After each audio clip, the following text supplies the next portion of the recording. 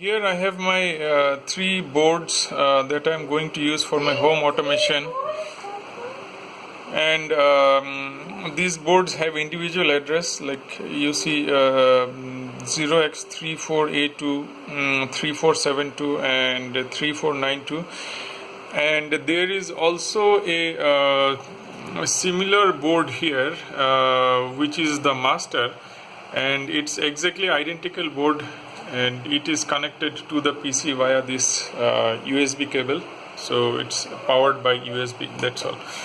So I'm going to power it on.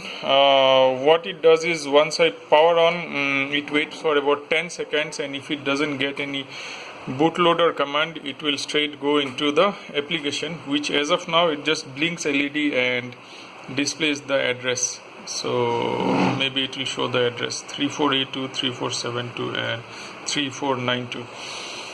So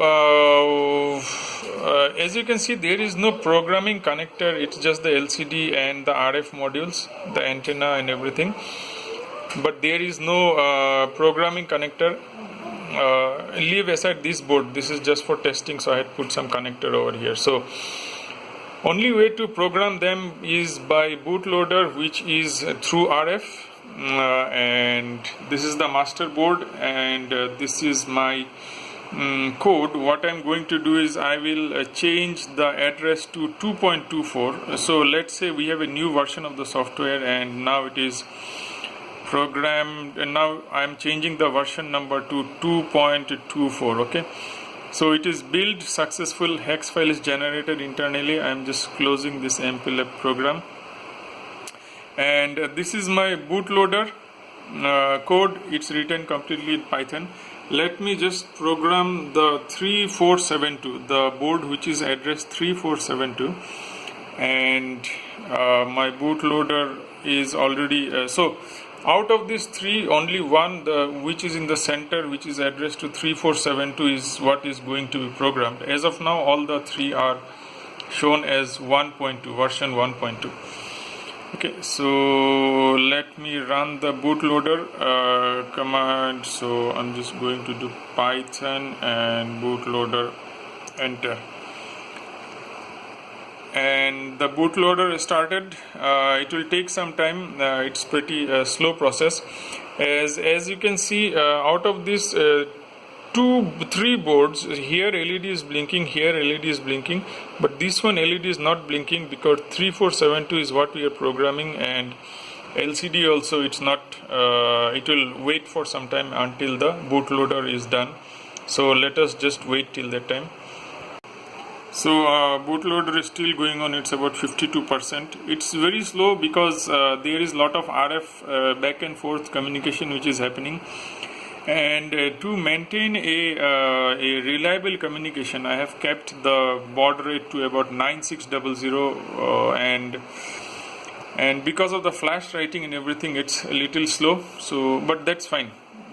So let's wait till the boot loading gets done completely. In the meantime, I'll just show you my bootloader Python script. It's a long script. It parses the hex file, and it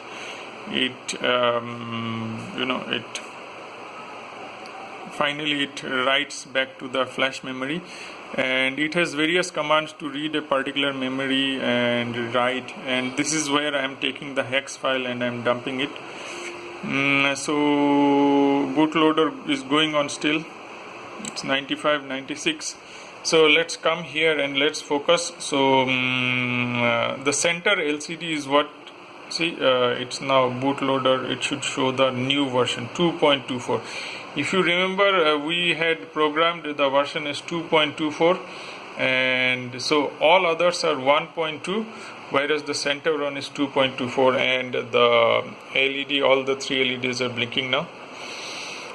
So I have another command which is the ping. So I'll just change that to ping, and it's ping, enter. So I am again I'm pinging one particular board which is 3482. So this is the board that I am pinging. I'll ping again, ping You see that the ping count has gone to 2, again 3, only a particular address that I am pinging, and the same count is also shown here, 03. So this is my overall setup. I have tested it multiple times. It goes on pretty well. So master board there, and no connection, no wired connection to these 3 boards. They are only connected to the power supply. And yeah, so again I can ping it again, ping. You see it has gone to 4, the last LCD, 5, and the version also I have programmed. So effectively I will be modifying it, enhancing the features and adding more features to it, so that I can switch on and off a certain thing in my house by using this board. And since this board will be fixed inside one of the switchboard, I will not be able to access it, but still I can modify the code by using RF. The entire task, it took about 5 to 6 months to make the hardware, to make the software, Python script, testing it again and again.